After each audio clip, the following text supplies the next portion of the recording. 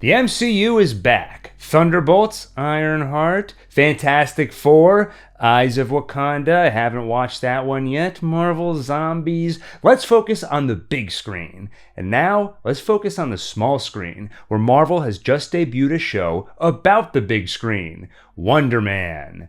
Development on the show started back in 2021, while director Destin Daniel Cretton was working on Shang-Chi. He and producer Jonathan Schwartz were kicking around an idea for a show all about Ben Kingsley's character Trevor Slattery, aka the fake Mandarin from Iron Man 3. But it turned out Marvel was already talking about a Wonder Man show. Both ideas centered around an actor's journey, and ultimately they melded the two into one show starring Kingsley as Slattery and Yahya Abdul-Mateen II as Simon Williams, an actor trying to get a role in a movie about a fake superhero named Wonder Man while hiding the fact that he has actual superpowers. Writer Andrew Guest, who consulted on Hawkeye, was brought in as showrunner, filming completed back in April 2024, and now all 8 episodes have been dropped at once under the Marvel Spotlight banner. 2 signs I'd normally take as a lack of confidence. Like, let's rip the band-aid off by getting all the episodes out at once and put it on the Marvel equivalent of a YouTuber's second channel. When they're too ashamed to put it on the main channel, I almost published this one over on One Take Spotlight.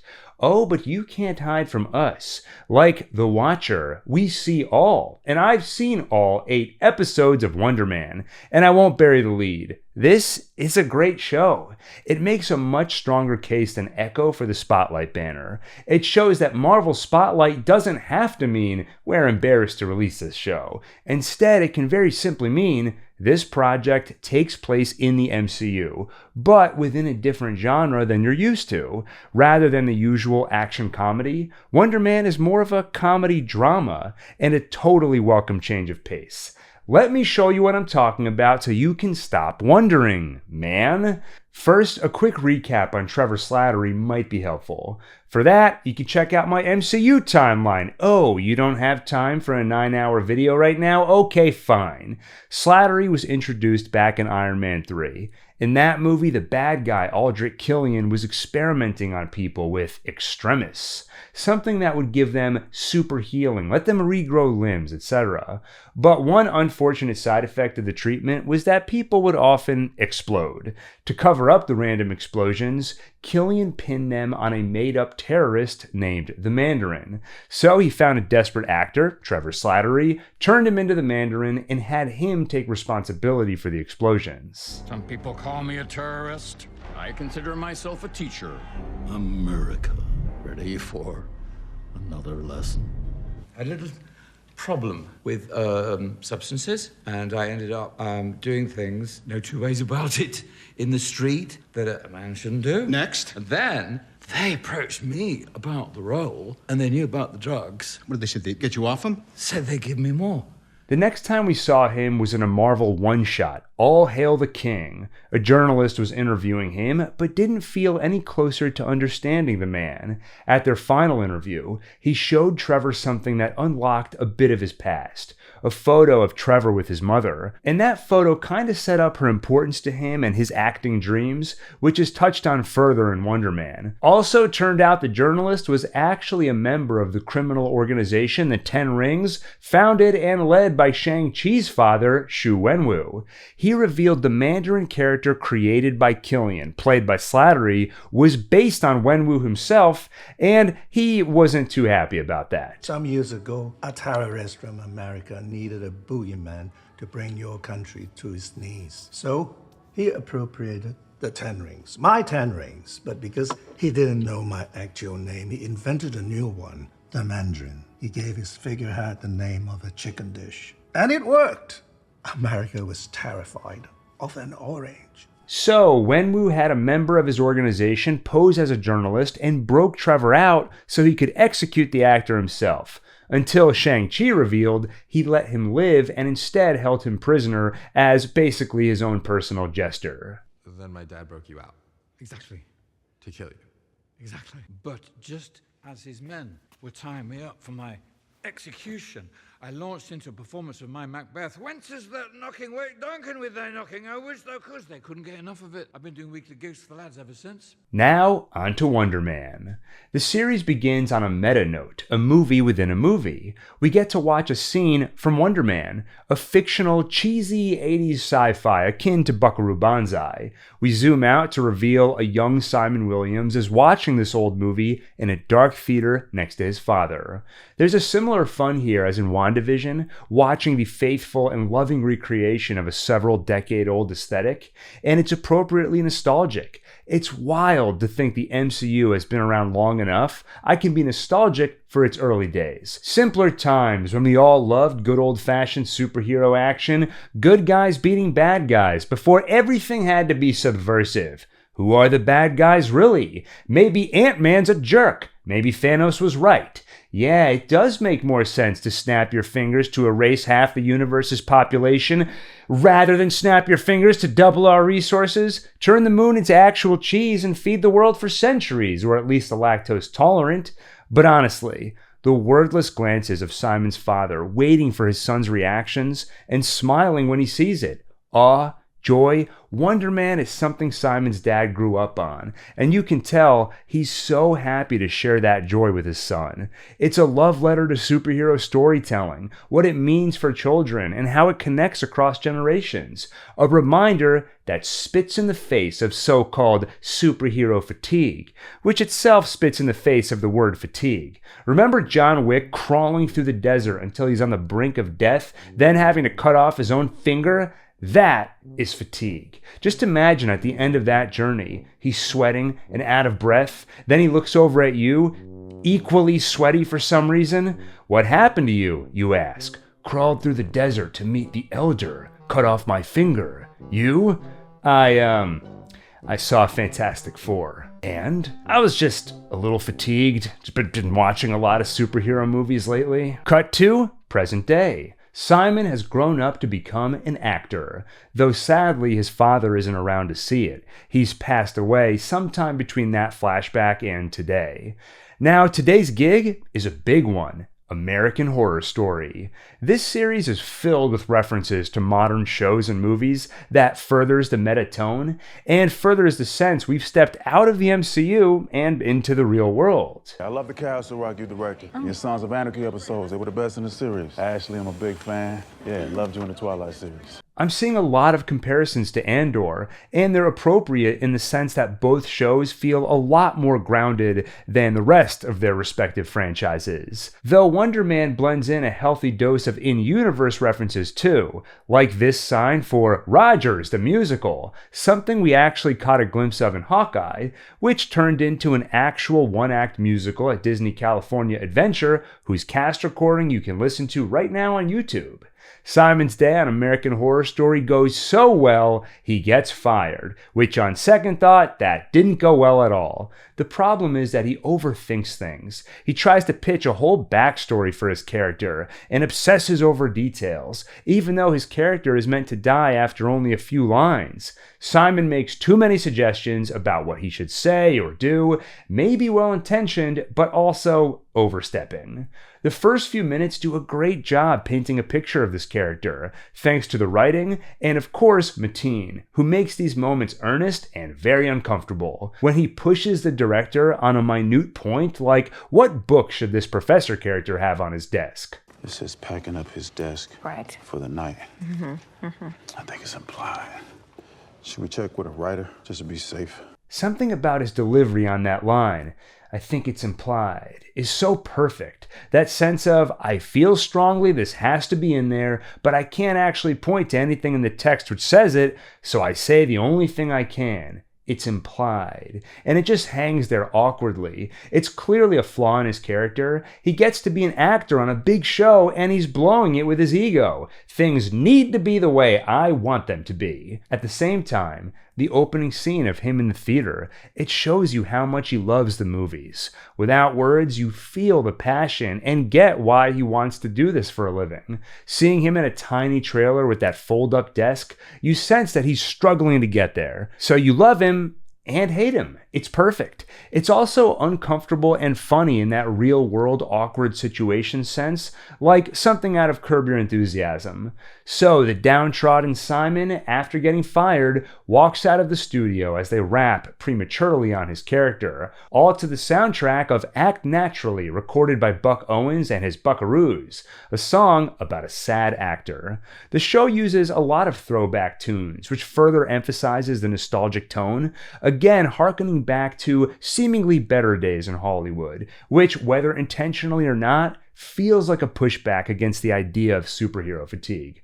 Also, wait a minute. A song about a sad actor? Sad? Uh-oh, people are gonna hate this show. I recently learned from audience reactions to Pluribus that people hate sad people. They also hate a slow pace, so hopefully Simon unleashes his powers and starts mowing down bad guys in the next scene. Otherwise, this show is in big trouble. And the next scene is parking. Simon trying to park his car and the spot is too small. Definitely earning that Marvel Spotlight banner. Okay, no more snark. I actually love this. I believe in highlighting the little details. It makes the world feel grounded, and watching characters struggle with the mundane as much as the fantastical creates space for drama rather than melodrama. Speaking of which, Simon returns home to find his girlfriend Vivian moving out.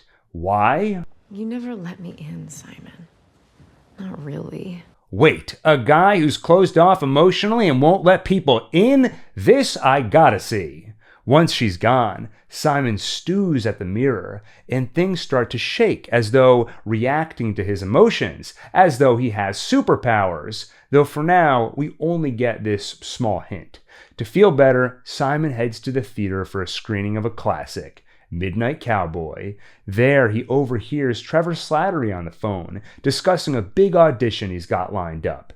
Afterward, Simon asks about it, and Trevor admits it's for a Wonder Man remake helmed by auteur filmmaker Von Kovac, a character created for the series, but you immediately understand what he's supposed to represent. It's the equivalent of Christopher Nolan helming a Batman movie. It tells you this will not be an ordinary superhero movie, but something special with something to say.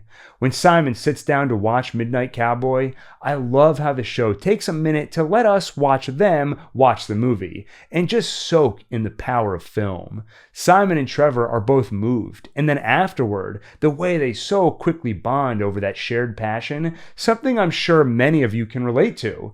Personally, if I'm at a party and overhear someone talking about movies, and I detect even the slightest hint that their interest in film is more than the average occasional filmgoer, we're immediate friends, except for the times where it turns out I'm way more obsessed with movies than they are, and you see the classic eyes flitting around the room maneuver. I gotta think of an excuse to stop talking to this guy. Simon, who bonded with his father over Wonder Man all those years ago, confronts his agent. Why didn't she tell him there's a remake in production? It's his dream role. He needs an audition. She says, no way. Today's the last day for auditions. You don't stand a chance. So Simon takes matters into his own hands by calling the casting assistant and posing as someone from the agency.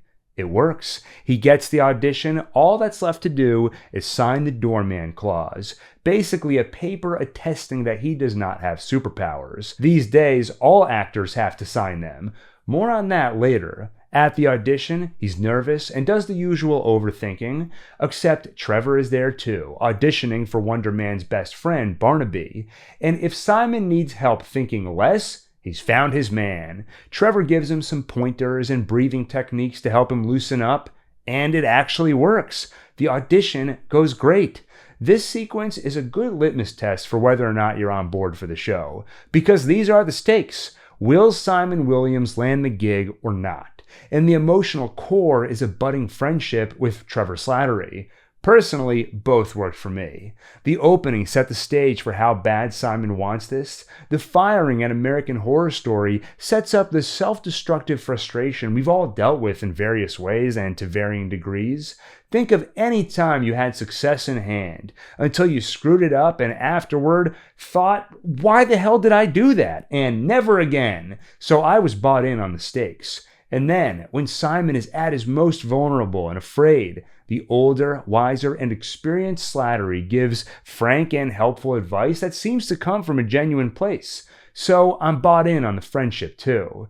Now, I've never been a huge fan of the Slattery character. I always felt like he's mostly played as a punchline. So I was happy to see them start to flesh him out as more of a real character here. Someone who clearly wants to move on from the Mandarin role from over a decade ago. And by the way, what further cements their friendship is that Williams is one of the only people who looks at Slattery and doesn't immediately think Mandarin. And you can tell that is something Slattery desperately needs, evidenced by this moment at the bar when he turns down a drink. He's 13 years sober. One small bit of evidence that he is genuinely trying to move past that part of his life. So this episode does a great job setting up why they both need a friend, why they're a great fit, and how badly Williams wants this role. It also reveals that none of this is a coincidence. Come on, you don't really believe that Simon just happened to bump into Slattery, who just happened to drop a hint about an upcoming audition for Simon's dream role? It turns out Slattery is working with the Department of Damage Control. He's a fugitive. Remember the 10 Rings broke him out of jail? Now that he's in custody, they give him a choice. Go back to jail to finish out your sentence, or work for us. The DODC believes Simon Williams has superpowers. It's their job to contain people like that, so they want Trevor to befriend him, get close, and get proof that he is, in fact, dangerous. Agent Cleary is the one who works with Trevor, and we've met him before in Spider-Man No Way Home and Ms. Marvel. I enjoy his character. The tired way he speaks every line, like he's under constant stress as an ordinary human dealing with a world of wacky superheroes. And Trevor working with him, that adds the necessary complexity. Now there's so much to keep you watching. I want the friendship to bloom. I want Simon to get the job. I'm intrigued by his powers, whatever they are, and I'm worried, because as Simon and Trevor get closer, there's the underlying tension. At some point, you know Simon's going to figure out it's all a ruse. Much smaller stakes than we're used to in the MCU, but so personal and so effective. Episode 2, Flashback. Trevor flying home, landing, getting arrested, and getting the choice. Jail or spy, and he helps devise the scheme. Find an audition that will be meaningful to Simon Williams. They arrange the whole thing with Wonder Man, and it works. Hook, line, and sinker. Present day. Simon's audition went great. Next up, the casting director wants a self-tape. Easy, right? Cue a series of sitcom-esque antics where they just cannot get that tape taped. The awkwardness of watching your own recording, the frustration when you accidentally knock your equipment over, nothing quite works. Simon needs help. That used to be his girlfriend Vivian, but she's gone, so he stews in frustration. His flesh ripples, things shake, his eyes glow, and explosion, leaving a dent in his wall and his place a mess. Our first real introduction to his powers, other than the slight hint in episode 1. It seems when he loses control of his emotions, he releases an explosive force of energy. The desperate Simon calls Trevor for help, who the DODC has given a small device hidden inside a ring. Leave it on Simon's computer and we'll steal his data. Trevor heads over to Simon's place, except Simon doesn't invite him up. Why? Simon doesn't want anyone, including Trevor, to know about his powers. And right now, if Trevor saw his exploded apartment, he'd definitely have questions. Instead, they head to a self-tape studio, which turns out to be a bust, thanks to the clause which says the lady who runs the place gets to read with you on tape, and she is not very good at her job. Would you like to charge her to your room? Oh, sorry, is that me? Yes, Marcy, indeed it is. Next, they try Trevor's place where the neighbor is too loud. Then he calls in a favor from an old friend, Joe Pantoliano. Yes, the spy from The Matrix. Except tensions boil over thanks to an old rivalry. Trevor blames Joe for stealing the lead role on an old show. But according to Joe, that's not what happened. Trevor was just so messed up on drugs and alcohol at the time, they fired him. Finally, they head back to Simon's apartment and just film the tape there. And it comes out great. But there are still those conflicting allegiances. The DODC wants Trevor spying on Simon. Well, in Simon's apartment, Trevor spots evidence of his powers, that big dent in his wall, and he puts the ring on the computer, allowing the DODC to steal Simon's data. So far, between Trevor and Simon, it's a very mentor-mentee relationship. This episode levels things out a bit by making Trevor more vulnerable. Through Joey Pants, Simon gets a better feel for Trevor's troubled past and bitterness.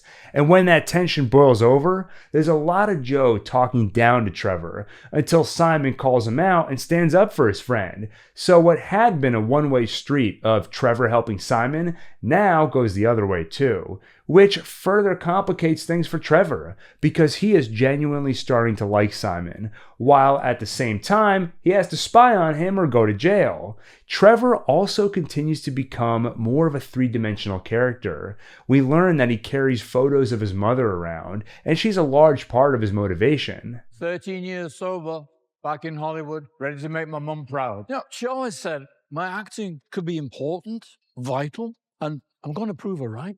Something that was seeded in that All Hail the King one-shot. And you genuinely feel Trevor's passion for acting. Every time he waxes poetic about the craft or breaks into monologue, I'm transfixed. There's also a hilarious conceit with his character. Part of the reason he's so good at acting is that he's the opposite of Simon. He doesn't think about or understand subtext at all. He just lives in the moment as his characters. You've seen Turtle Diary? Of course. You and Glenda Jackson free a couple sea turtles from the London Zoo, but you really free yourselves along the way. Yeah. No, yeah. How am I just realizing that now? Ultimately, episode 2 is another fun entry that takes the meta element even further with Pantoliano, and Simon greets him with a line that rings so true. You know, I never eat a steak without thinking about you in the Matrix. The only downside for me was that the whole interaction with Joe is awkward and uncomfortable, with his constant condescension. As tension brews, you expect the scene to reach a punchline or boiling point, but it basically just comes down to Simon telling Joe off and then they leave. Good from the standpoint of advancing the friendship between Simon and Trevor, but as a capper to the whole sequence, it felt somehow unsatisfying. But man, that friendship. Just look at the moment after they record the tape, and Simon is wondering if it's ready to send. Anyone can relate to that moment of panic. Whether it's a job or college application or a portfolio, anytime you're about to hit send and need that boost of confidence. Feeling that reassurance from Trevor in another moment of Simon's vulnerability solidifies him as such a positive force, and you just want a friend like him. Do I send it? You'd be crazy not to. You think it's good? It's transcendent. On to episode 3. This one starts with another flashback of Simon as a kid. He's 13 years old at the doctor's office with his brother and mother. Apparently, she left him home alone, and there was a fire in the kitchen. The firefighter had to break into the kitchen to get Simon out. But miraculously, he was unscathed, with no signs of smoke inhalation. The story is that Simon tried to use the stove on his own and things went wrong. But from context, we understand that fire was the result of his powers. Maybe it was the first time they manifested, or at minimum they're what protected him from the actual stove fire. In the present day, we get to witness a DODC board meeting. They discuss their state-of-the-art Supermax prison for superpowered individuals, a location we previously saw in Shang-Chi, She-Hulk, and Ms. Marvel. At the board meeting, they discuss their problem. The prison is half empty. And the Congressional Budget Office is up our ass looking at every nickel and dime we're costing the taxpayer. With upcoming budget cuts, no one's job is safe. That's why there's pressure on Agent Cleary to find a body for Supermax Prison. Simon Williams is his best lead on someone with powers, so that's who he's been pursuing. Clearly, they are the bad guys, but in a less cartoonish way than portrayed in Ms. Marvel. Here, they feel less mustache twirly and more corrupted by broken systems and incentives in a way that feels very real. When your job is finding dangerous people with powers, and your performance is measured on how well you can do that, you'll work overtime to find threats even when they aren't necessarily there. And if you've built a state-of-the-art prison using taxpayer money, you will do your best to prove it was worth it by finding bodies to fill it. Now we understand better why Cleary is so steadfast in pursuing Simon. It's thanks to that pressure, and now an explicit threat to his livelihood. With budget cuts, everyone will have to prove their worth. Soon, Cleary meets with Trevor again, and they go over what they have.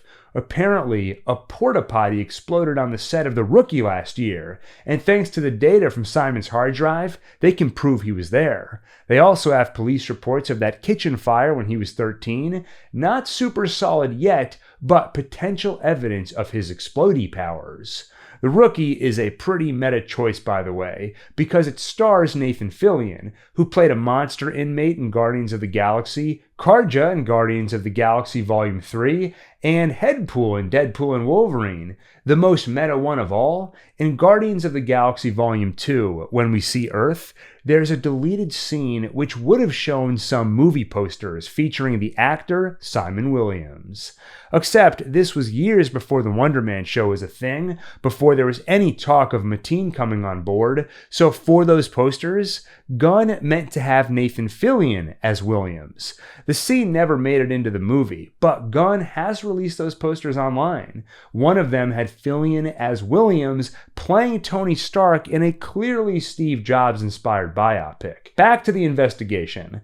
They can connect Simon to the porta potty explosion by time and place, but that isn't definitive proof. How about that kitchen fire when he was 13?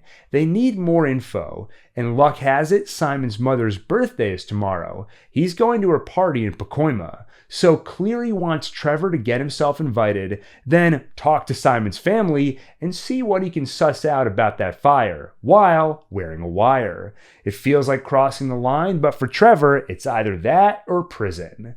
When Trevor returns to Simon, he finds him on pins and needles waiting for a callback from Von Kovac. There's more waxing poetic about acting, and I genuinely do not tire of watching Mateen and Kingsley take turns monologuing. It's engrossing in the sense of watching actors employ their craft, but there's also a deep sense of longing from both of them. It really is a calling. Yes, they have to work to pay the bills, but also you can sense it is something they must do to feel fulfilled. As a YouTuber, I feel the same way, though admittedly, breaking into an impromptu monologue probably hits deeper than suddenly breaking into movie reviews. No, actually, I take that back. Academy Awards, you've got Best Picture, sure, but where's Best Picture explained? You know where to find me. Simon's phone rings with a text about his mom's birthday in Pacoima. Trevor knows his orders. Get the invite to that party. So he works some of his magic. A birthday celebration in Pacoima? How exciting. You think that sounds exciting? Well, I've never been to Pacoima before. It's basically Cleveland. Well, I've never been to Cleveland either. Do you mind if I tag along? Part of the fun of this show is the sitcom-esque nature of Trevor and Simon's dynamic. Trevor especially gets a chance to flourish because he is no longer a wacky character in a wacky Marvel movie. Now he's a wacky character in the real world. Bringing him to a party is funny like bringing Kramer to a party is funny. The interaction between him and everyday folks is hilarious. Like when Trevor tries to dig up dirt on Simon as a kid, and this woman won't tell him anything, other than she likes Eric better. I wasn't asking for your preference, Esther, just some Simon stories, bloody hell. Oh. And hilariously, everyone turns out to be a brick wall, even the girl who carpooled with Simon every day. Apparently, they didn't really talk much, but you said you carpooled every day. Yeah. Other than hilarity ensuing, a few other key developments at this party. Trevor learns about the dynamic between Simon and his brother Eric. Eric looks down on Simon and doesn't take his quote-unquote job as an actor seriously. He tries convincing him to give it up and join him at the insurance company instead. There's some of Trevor sticking up for Simon, defending his accomplishments. Great to see after Trevor stood up for him last episode. Impossible not to fall in love with these two. Then, the gut punch. Trevor talks to Simon's mom. She tells him how glad she is that he's here. Simon never brought a friend to meet the family like this before. Truthfully, he never really had a friend. She twists the knife further, talking about a time when a young Simon got hurt, and as she was putting on the Band-Aid, he said to her, "Thank you for loving me." The fact is, Simon was a lonely child without a friend, and that made him extra thankful that anyone could love him. Now, Trevor understands just how deep a betrayal it'll be if Simon finds out their friendship is, or at least began, as a ruse. Before they leave, the tensions between Eric and Simon boil over. So much so, Simon loses his temper and loses control of his powers, destroying his mother's kitchen island. Trevor sees it all, and The Wire hears it all. On the drive home, Simon stops for a chat. He tells Trevor how no one outside his family has ever seen that side of him. He doesn't know where the powers came from or how it happened or why, but it's important no one ever finds out. Thanks to DeMar Doorman Davis, if anyone knew he had powers, he could never act again. It's that damn doorman clause. More on that next episode. After Simon's mother, and now Simon himself, have finished twisting the knife in Trevor's conscience, he excuses himself from the car. Outside, he takes the memory card out of the wire, breaks it, and throws it away. When he returns, Simon has news. He just heard from his agent. Simon and Trevor both got callbacks for Wonder Man. They don't have the parts yet, but they're in the running, and they'll be meeting Kovacs soon. This episode does a great job making the stakes even more personal. No longer is it just that Simon has a passion for acting and Wonder Man specifically, so he needs this gig. Now it's also about proving himself in the eyes of his brother and making his mother proud. So by the time we reach the end and find out about the callback, it hits. Episode 4, Doorman, the flashback episode where we finally learn what that doorman clause is all about and who this DeMar Doorman Davis fellow is exactly. Long story short, he's a bouncer who got doorman powers after coming into contact with some toxic waste courtesy of Roxxon. Doorman powers, it's as it sounds. He can stand against a wall and turn into a human door. People or objects can pass through him and come out on the other side of the wall like a portal. The power makes him famous when he uses it to save a bunch of people from a fire. That also earns him the attention of an actor who frequents the club, Josh Gad, played by Josh Gad. He brings Davis on as his personal assistant and even puts him in the movies using the doorman gimmick. In Cash Grab, Gad and his squad escape a vault with cash by leaping through Davis. Davis enjoys the fame while it lasts. That's the thing about 15 minutes. Eventually, usually after about 15 minutes, they're up. But there is hope. Gad is making a sequel to Cash Grab. This is his chance to get back in the spotlight. Except while they're shooting the scene where Gad jumps through Doorman to escape an armored car with a bunch of cash, things go wrong. See, Doorman's powers are on the fritz today. Maybe the drinking has something to do with that. Whatever the case, when Gad enters Doorman this time, he doesn't come out the other side. He simply vanishes inside DeMar Doorman Davis. After that disaster, every major studio in Hollywood agrees to use the doorman clause, making it effectively impossible for superpowered individuals to perform in major motion pictures or TV roles. Cut to Simon watching the news report, presumably a few years ago, and learning how important it'll be to keep his powers secret. He walks out of the studio and the credits roll. Only now the title card appears, and the camera holds on what looks like an empty studio from this angle, and that small exit where Simon has just taken his leave. As an image, it communicates exactly how Simon feels right now, hollowed out, like an empty studio where dreams once lived. As a standalone, this is a fun episode. It takes a familiar story, the rise and fall of an ordinary person's 15 minutes, but gives the old idea a fresh coat of paint. Using MCU superpowers as the driver of that fame makes the story feel unique, especially given the nature of the bizarre powers. DeMar Davis, aka Doorman, is a character from the comics who was introduced in West Coast Avengers, a series which featured Wonder Man. In the comics, Doorman is a mutant like the X-Men, and that's how he got his powers, versus the show where they're born from Roxxon waste. Just like it sounds in Marvel Comics, Roxxon is one of those companies that's occasionally up to no good. And the same is true in the MCU.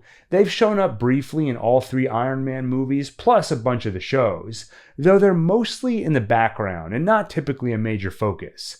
Gad is obviously a fun addition, kind of the exact right level of fame that his presence alone is funny, and they aren't afraid to lampoon his real-life claim to fame as Olaf. My snow against the burning sand, probably getting gorgeous and in the summer. We're melting, melting bitches!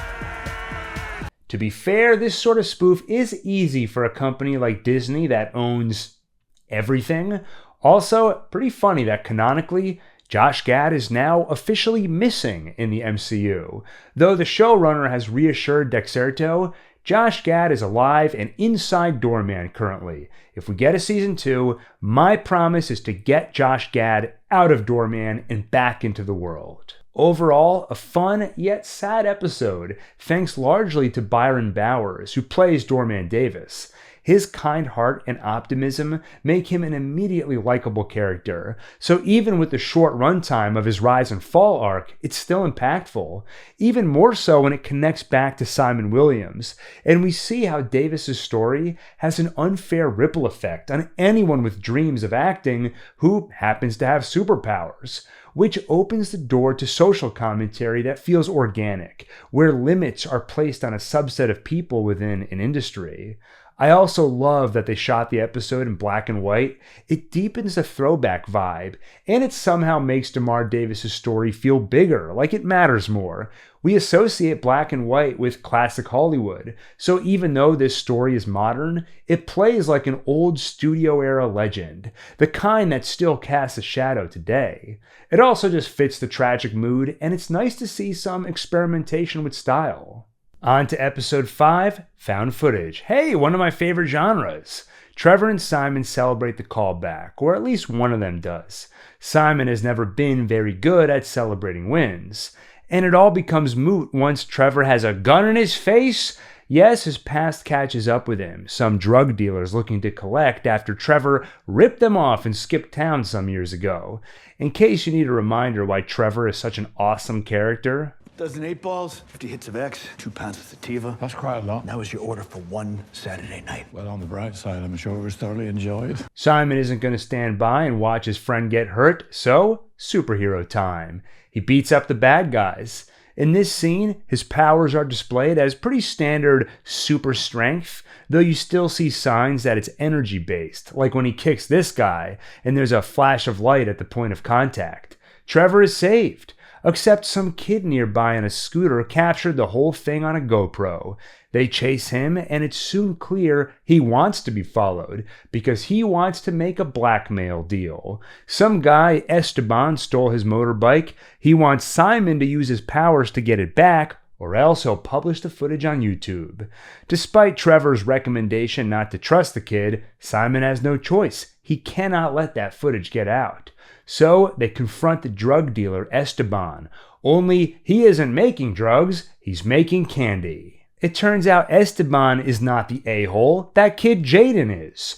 They used to work together until the peach rings business blew up, success changed him, and they had to go their separate ways. Trying to trick Simon into stealing Esteban's bike is just his latest scheme. It becomes a scene of chaos when the real bad guys arrive, coming after Trevor again, and the cops show up, and Simon gets a call from his agent. Kovac is leaving town tomorrow. The callback has been moved up to right now. They have to go. Oh, and during the chaos, they delete that footage off the GoPro, so that's all taken care of. Like episode 3, this is another sitcom-y episode, not in a disparaging way, just in the sense that Simon and Trevor are so fun together, there's humor and joy just watching them in different situations. The more stressful and chaotic, the better. But even this episode does serve a grander purpose too. The harder Simon has to work for his success, the more satisfying it'll be when or if he achieves it. In addition, he has to work extra hard, thanks to the discrimination against superpowered people in Hollywood. This episode is one example, stressing the importance of keeping that side of him secret, showing how others could take advantage of that. It's also more investment in the Simon-Trevor friendship. This is one example where Simon really risked it all to save his friend. The more investment we get on that front, the more it'll hurt if or when that betrayal is revealed. And wouldn't you know it, they get some lines from the Wonder Man remake, and it turns out his partner Barnaby betrays him. So while the DODC wants Trevor to betray Simon, if all goes well, the two will be playing roles where Trevor's character betrays Simon's character. More meta fun. The episode also includes a scene of Cleary getting more pressure at the DODC to find something. It doesn't add a whole lot, more of a reminder that the pressure is on, and though Slattery bought some time by destroying that memory card, he's far from off the hook. But I do appreciate again how we don't just see Cleary putting pressure on Trevor, but also see Cleary's own higher-ups putting pressure on him. He isn't exactly fleshed out as a full-fledged character, but it is a step in that direction, which helps the show feel more grounded than typical MCU fare. The only part of this episode that I hated... It really is the Mandarin. We used to scare each other in middle school doing Mandarin impressions, yo. America, this is another lesson. Why did I hate that? Because he was in middle school during Iron Man 3. Hopefully I'm not the only one that makes feel old. On the other hand, it's moments like this where despite the MCU's ups and downs, I have to reflect on how awesome it is that such a thing even exists. A cinematic, interconnected universe that has been around long enough it can reference events from over 10 years ago that took place within its own alternate history. I got the same feeling from comics as a kid and never dreamed it could be replicated to this extent on screen. On to episode 6, Callback. This one starts with another flashback, except it provides a glimpse not into Simon's past, but Trevor's. It's a low point for him. He's desperate.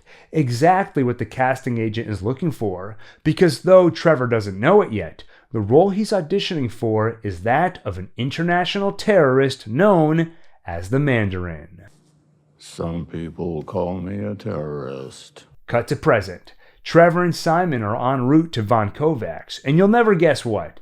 Simon is nervous, especially after getting caught up in all of Trevor's nonsense last night, so on top of the usual nerves, he's also exhausted. Another Curb Your Enthusiasm moment when they arrive at Kovac's house. There's only one pair of shoes at the entrance. If it's a shoes-off house, there'd be a whole line of shoes. If it's a shoes-on house, there'd be no shoes at all. But one shoe... what does that mean? And when the assistant arrives to let them in, they can't even tell if she's wearing shoes. Is she wearing shoes? Simon opts to remove his and then walks in to find all the other actors there for the callback are wearing shoes. So awkward. What I love about these moments is that Trevor is so wacky. He's usually the jester to the straight man. But when Simon has one of his overthinking episodes, Trevor ends up in the straight man role, which is a really fun reversal. Also, do most people not have disposable slippers at the ready for when guests visit? As they meet the others, Simon's confidence is shaken further as all the others there for the callback are quick to drop names of who they've worked for before. The likes of Christopher Nolan and Paul Thomas Anderson. Wait a minute. Christopher Nolan, Batman, DC, Superman, that's where I recognize Kovac from. He's played by Zlatko Buric, who also plays Gurkos, the president of Baravia in James Gunn's Superman. He's great as Von Kovac. He immediately gives the impression of someone with a true artistic vision, someone who can be playful and casual and eccentric, but at the same time, serious, someone whose approval you would love to earn. It's an important balancing act because he is the final boss, the one with the power to give Simon the thing he's wanted from the moment we met him. It's nerve-wracking as a viewer because we've seen how Simon overthinks things and gets in his own way, pissing off directors by making too many suggestions or asking too many questions. So we really don't want him to screw this up. And screw it up he does. In all his stress and nerves, worries over not getting enough sleep last night, he can't relax or think straight, and it leads to this. Von Kovac wants an improvised scene of two lovers having an affair. Manuel is worried he's losing Simon, and Simon is worried he's losing himself. Also, and you squint a lot. You have no eyelashes. Simon crumbles under the pressure. He gives a fine performance, yes, but one he plagiarized from Pretty Woman. You can just pass me around to all your friends? I'm not some little toy. You know, you think you can just pass me around to your friends? I'm not some little toy. Kovac is unimpressed. Okay, you did a scene from Pretty Woman. Not what I was looking for. After that, time for another exercise. This time, Simon's scene partner plays the role of an old classmate who knows his secret. Simon punches his fist through his head, and it was just a nightmare. Yes, Simon has dozed off and wakes up to Von Kovac. Have we been boring you? I love the moment that follows. Simon asks for a minute, and this guy goes, Didn't realize he was such a fragile thing. Hey. I love the delivery of, hey, as if the guy has said something so over the line, it needs no other explanation other than, hey. Obviously, Simon is blowing this whole thing. He needs a pep talk. Outside, he talks with Trevor. Simon tells him the problem. Kovac wants to see who they really are, the real Simon. That's what he's pushing for. But Simon can't share that. He'd get kicked out of the industry. Trevor dispels him of that notion. The real you isn't your condition. The real you is the sum of everything you've experienced. Loss, joy, sadness, heartbreak. He goes on. The job of an actor is to hold the mirror up to nature, share your pain, grief, and joy, so the audience will be less alone in theirs. We're all less alone. They march back inside and perform for Kovac the pivotal scene from his Wonder Man remake, where Barnaby betrays Wonder Man, and Kovac's assistant shows them to the door. Well, they tried their best, but wait! Kovac stops them. He's not kicking them out of the house. He just didn't want to say this in front of the others.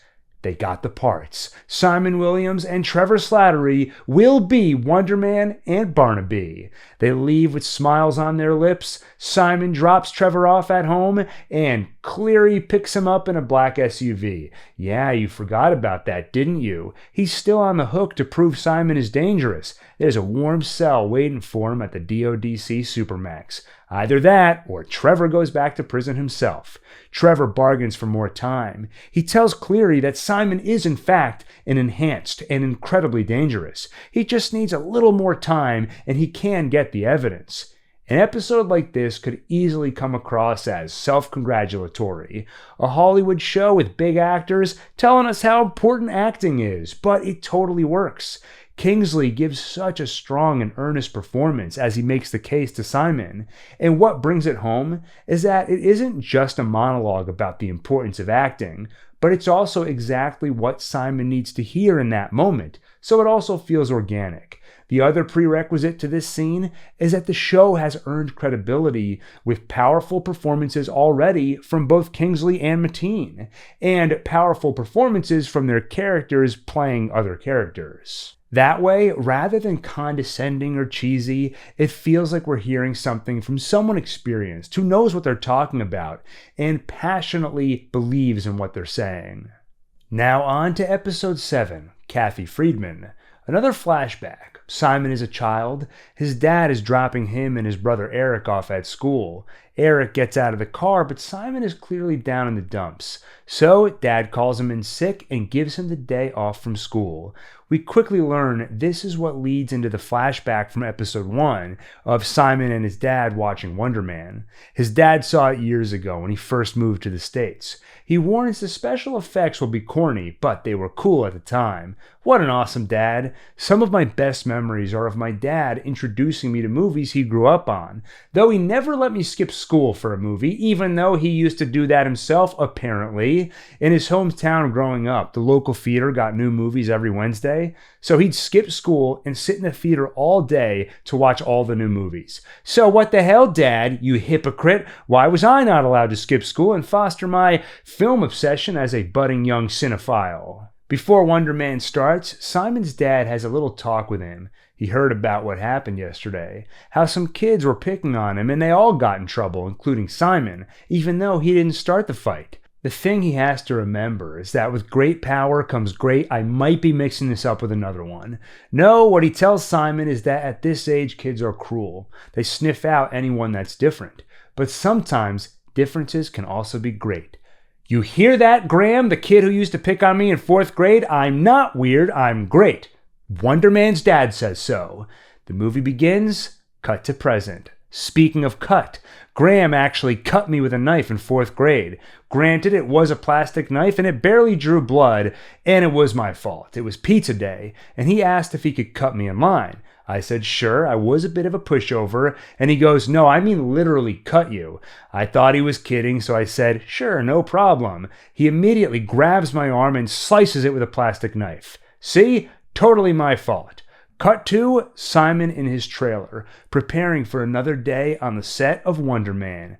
Things are going great. He's even enjoying some of the perks of being a movie star, like craft service. But his old ways rear their ugly head. He starts nitpicking dialogue, debating a line with Kovac and the writer, leading to Kovac rethinking the whole thing. It starts to snowball out of control until Trevor with the life preserver.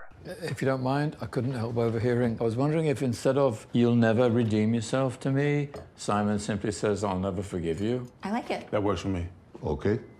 That may work. I love how you quickly get a sense for Simon and Trevor's comfort in their new friendship. There's a little time skip, and now things feel less like getting to know each other mode, more we're just buds now. We've got each other's backs. Even at Simon's meeting with his agency, he brings Trevor. While they push Simon to take bigger mainstream roles, Trevor keeps him grounded, pushing more toward plays and artsy things. Oh, by the way, Kathy Friedman, the New York Times, wants to do a joint profile on the both of them. Wow, that's great. Wait, did you say Kathy Friedman? Oh boy, Kathy Friedman is a character assassin. She'll sniff out their dirty secrets and air their dirty laundry in the New York Times. A journalist who would ruin lives just to sell papers? I thought this show was supposed to be realistic. And hilarity ensues, mainly around Simon awkwardly trying not to be his awkward self when Kathy visits the set. And Lauren Weidman plays the role so well, as someone polite but direct, in a way that isn't unkind but still scary. Watching Simon flounder his way through the day is a lot of fun. And another testament to his Trevor bromance, Simon is so nervous, and I feel nervous watching him, until his buddy Trevor shows up and there is a palpable sense of relief. It makes me wish I had a friend. I mean a friend like him. I have friends, a whole bunch of them. Why would you even ask that? Who are my friends? There's Graham. We have this great inside joke where he takes a knife and cuts me and it really hurts. Vivian. Friedman mentions that she spoke to Simon's ex-girlfriend Vivian, and that could be a problem because she knows about Simon's powers. What if Vivian said something about said powers? He urgently calls her to meet up, just to chat. It's been a while. Vivian is doing well, by the way. She just landed a small part on the next season of Severance. I assume as Helly's sister, right? I mean, look at them. All right, let's get down to brass tacks. She did not say anything about Simon's secret. Also, there's some brief discussion over their failed relationship, how he can sometimes be a self-centered dick. Even in this very conversation, you can see how quickly he pivots things to be about himself, about the expensive costumes on Wonder Man, the extravagant stunts, and he almost has to feign interest in her life. It's definitely there to a degree, but really, this conversation would not have happened if not for his concern over the article. I will say, one place this show feels odd to me is around the Vivian character. I don't sense real history between them when they talk. She says, "We lived together. I loved you," in this conversation, and I kinda don't believe her. In episode 1, she leaves him, and the only reason they talked at all is because he happened to come home before she finished packing. After that, Simon hardly mentions her until now, which, yes, he can be self-centered, but that feels almost sociopathic if they were as close as she implies. Even if he didn't love her back, still, this major presence was removed from his life. At the same time, he obviously very quickly had bigger things to worry about as soon as he found out about Wonder Man. So, I don't know, maybe I just wanted a little more of a glimpse at what Vivian and Simon were like together. Something to help me believe and understand their history. Tomorrow arrives, and after observing them yesterday, today, Friedman will interview them. Simon is less worried after his talk with Vivian, but more worried after a call from Mom. Turns out Friedman also interviewed his brother Eric. Oh boy, Eric has never approved of Simon's acting career. What if he took this opportunity to end it? All it would take is a few words to Friedman. "My brother has powers." Simon calls Eric. No answer. So he walks to the interview like a man heading to the gallows. Such a great example of how high the stakes can feel when they're personal to a character we're invested in. We know how much this opportunity means to him, and how much it would hurt to watch it suddenly vanish when it's so close. But it doesn't. Friedman reveals Eric had only nice things to say. No, Simon is not the one Friedman is after. It's Trevor. She has footage of him getting arrested at the airport recently, yet now he walks as a free man. How could that be? It only makes sense if he cut some kind of deal with the government to let him walk. She presses him. Did you cut a deal? What was it? This scene lands thanks to 2 helpings of whiplash. Not that whiplash, I'm talking figuratively. For the most part, Slattery can shrug or laugh things off. We only saw him mildly rattled by the Joey Pants situation earlier. But now, to see him truly shaken, angry, and defensive, it's different, so it lands. Even more so because it follows a moment of relief that Simon isn't in trouble. Instead of going from baseline to, oh no, we go from, everything's okay, to, oh no. That contrast makes it an even more impactful scene.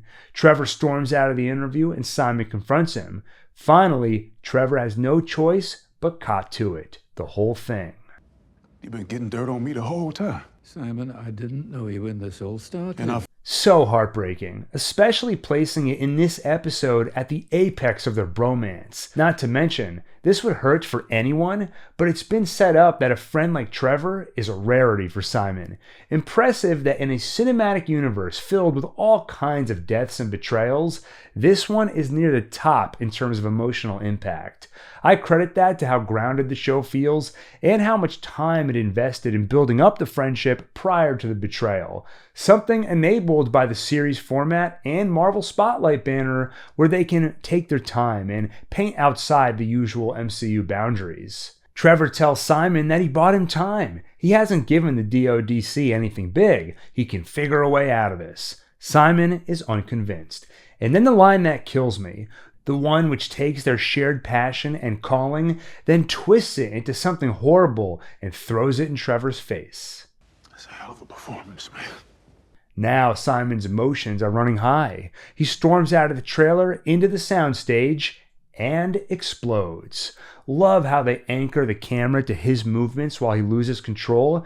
It discombobulates you to give you a small taste of the chaos he feels, and it speaks to his power, powerful enough to even control the camera, which as a viewer feels like controlling the world itself. So, an explosion like this will be hard to cover up. At this point, it seems like Simon's days as a Hollywood star are numbered. Let's find out in the finale to Wonder Man. Episode 8, Yucca Valley. One last flashback. This time to Simon and his dad after that screening of Wonder Man. They go out for burgers and his dad says the words. I can't wait to see you up there one day. His dad tells him how good he was in the school play. Not the way all parents say their kids are good at things. He means genuinely good. He's talented, and if Simon works hard, there's no limit to what he could do. Cut to present, where Agent Cleary has just heard about the explosion at the Wonder Man set. Seems Simon's hours are numbered now.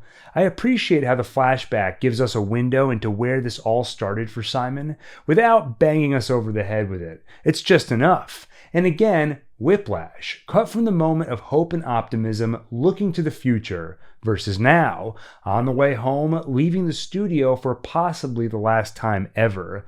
The dream dead after hardly starting. All set to California by Phantom Planet, which has a nice ironic twist to it. The song has a sense of forward momentum against Simon's world crumbling. The nostalgia, thinking of where he came from and how this all started. That nostalgia is doubly present thanks to the literal nostalgia many likely have for this song. I mean, it was the theme song to the OC. I never watched that show. Soon morning arrives. Simon watches the news on TV about the explosion. He calls his mom and makes one of those calls that always makes for great drama. The ones where you don't say goodbye, but they can sense it. The DODC closes in on the apartment, ready to make their arrest. First, Trevor calls. He figured everything out. He'll never forgive himself for what he did to Simon, but he's making it right.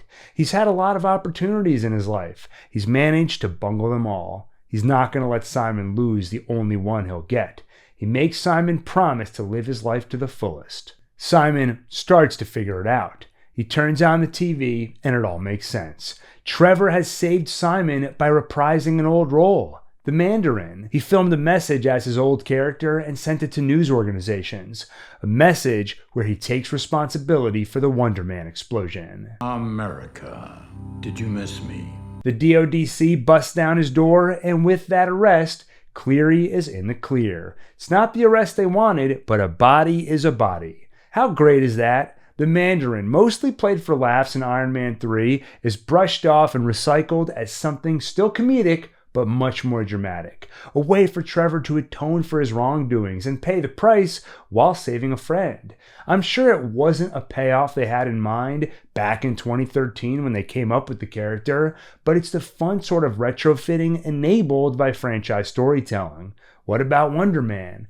Well, Von Kovac never misses a shoot day, so despite losing a co-star and a set, Simon is back to work, talking to a tennis ball, replaced in the final cut by Joey Pants as Barnaby. Who better to fill Trevor Slattery's shoes? Great punchline for the finale. The premiere goes great. Simon's mom is proud of him. Even Eric is proud. His agent is happy too. Simon has his pick of projects. So, what's it going to be, Wonder Man? Sometime later, Simon is doing research for an upcoming role by observing an ordinary man, Chuck Eastman. Just hanging out with Chuck, watching him and learning. He learns about Chuck's struggles, raising a family and all that comes with it. Like the time his daughter Lisa was in the hospital, paying off all the medical bills, and the stress of the job, especially his job, as a guard at the DODC Supermax prison. He has to spend time around some of the worst people, supervillains. Yes, this isn't really about an upcoming role. This is all a ruse for Simon to get into that prison and see Trevor. But it also serves a dramatic function in the context of the MCU, where it's all about good guys punching bad guys. It's nice to spend a few minutes highlighting the struggles of an everyday person, and not a Hollywood actor, but a true, normal person, as though to say, yeah, they matter too. And as someone who has struggled with some degree of self-centeredness, this opens Simon up to someone else's struggles, especially important now to keep him grounded after the fame and fortune brought by Wonder Man's success. The plan works. Chuck arranges it so Simon can shadow him at work by having him pose as a new hire. Once inside, Simon finds Trevor and breaks him out. It's easy when you have super strength, explodey powers, and you can fly. Not only that, Simon left an anonymous deposit in the Eastman's bank account, enough for Chuck to quit that damn job. That's all the good news. On the bad news front, Cleary had forensics run another test on the soundstage, but this time on an ionic level. It turns out the ions were disrupted in every single thing they tested.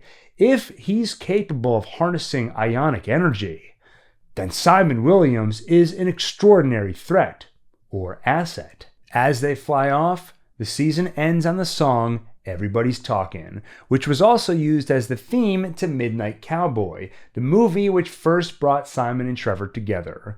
Ending on that note leaves me with the sense that this whole season was about celebrating friendship, the power of acting, and more fundamentally, the power of film. Again, I don't know if it was intended this way, but in the context of superhero fatigue and an increasingly bloated MCU, it honestly feels like an antidote, a reminder of how powerful and personal stories can feel even when they aren't doing something wholly original. At the end of the day, if you tell a strong story with strong characters and tap into universal themes, it can be engaging and powerful and wonderful. Overall, Wonder Man makes a great case for the Marvel Spotlight banner as a place for smaller stories with personal stakes and more room to experiment outside the usual MCU bounds. It was a lot of fun and something I could see myself rewatching down the road, and not just to summarize it more succinctly for inclusion in my next iteration of the timeline, But yes, also that. Given the critical response to Wonder Man and strong word of mouth, I'm hoping they greenlight a season 2. I would love to see the continuing adventures of Wonder Man and Barnaby.